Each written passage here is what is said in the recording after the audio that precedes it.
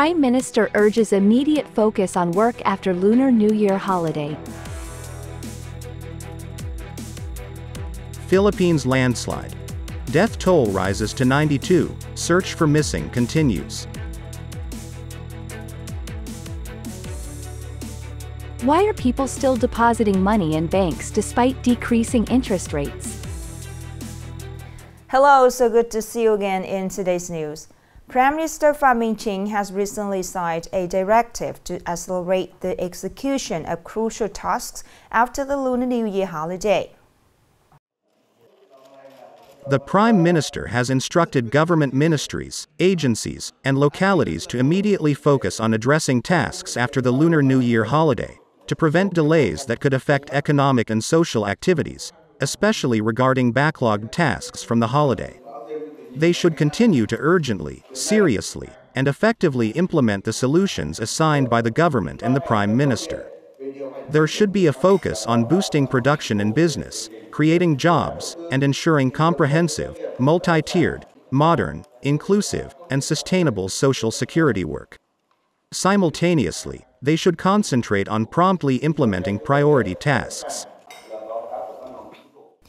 By this evening, the death toll from the landslide in southern Philippines has risen to 92 as the search for the missing individuals still continues.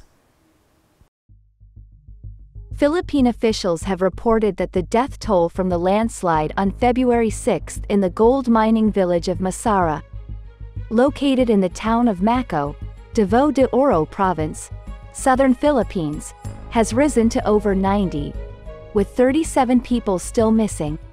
Local search and rescue forces, known as 911, have stated that rescue operations will continue in the landslide-affected area for the next 3 days. The landslide in Masara village has resulted in numerous homes being destroyed, leading to the evacuation of over 1,000 families and covering a large area with mud. The landslide occurred due to continuous heavy rains affecting various areas of Mindanao Island, including Davao de Oro Province, in the Philippines for several weeks. U.S.-mediated talks between Israel and Hamas on hostage release and a Gaza ceasefire have hit the deadlock. Israel warns it won't resume discussions in Egypt unless the Hamas changes its stance. Specifically, Israel has opposed Hamas's demand for a long-term ceasefire and has withdrawn all military forces from Gaza. The two sides also disagree on the number of prisoners to be released. Israel has also warned that if Hamas does not return to negotiations with a more reasonable proposal, Israel will soon launch a military campaign targeting Rafah. Many countries, including the US, Germany, and Canada, have expressed concern that an attack on Rafah would cause significant casualties as the city is home to over 1 million residents in Gaza, exacerbating the humanitarian crisis in the region. Upcoming are some updated news. According to the Department of Tourism of Nghệ An Province, during the 7 days of Lunar New Year holiday, the entire province welcomed and served approximately 315,000 tourists. The total revenue from tourists reached around 400 billion VND.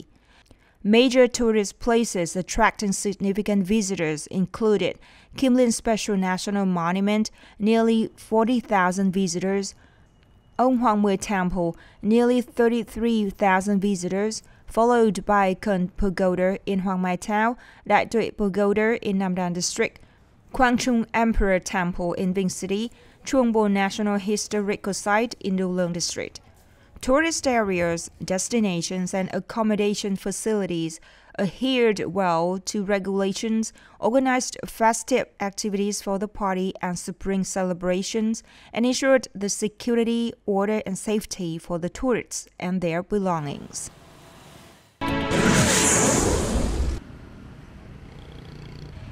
Yesterday afternoon, February 15th, the Ministry of Industry and Trade, Ministry of Finance announced information on the gasoline and oil price management session. Specifically, gasoline prices increased by 657 to 711 dong per liter, and oil prices increased by 308 to 654 dong per liter or kilogram. Accordingly, the price of E5 RON 92 gasoline rose to 22,830 dong per liter, an increase of 711 dong per liter. The price of RON 95 gasoline increased to 23,910 dong per liter, up 657 dong per liter. According to the Ministry of Industry and Trade, Ministry of Finance, the management plan for gasoline and oil prices this period aims to ensure that domestic gasoline and oil price fluctuations are basically appropriate to global gasoline and oil price fluctuations. Continue to maintain a reasonable price difference between biofuel E5 RON 92 gasoline and RON 95 gasoline to encourage the use of biofuels.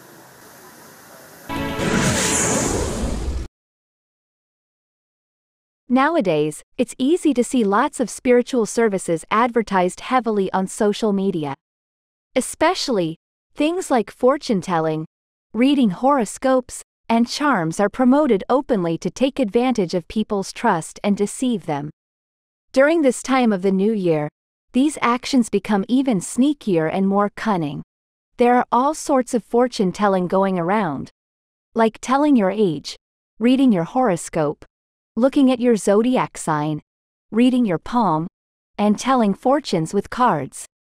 Once they gain people's trust, many individuals use fortune-telling to sell items related to luck and spirituality, like lucky charms, red threads, and lucky bracelets, claiming they've been blessed by monks. But in reality, it's all made up.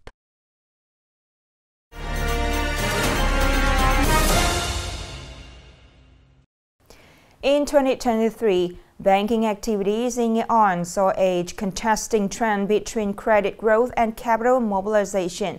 While the credit growth faced difficulties and savings interest rates continuously decreased, the amount of deposits reached a high record high. So in this context, let's discover why do people and businesses still choose banks for investment and overlook other channels in the economy. More in the story.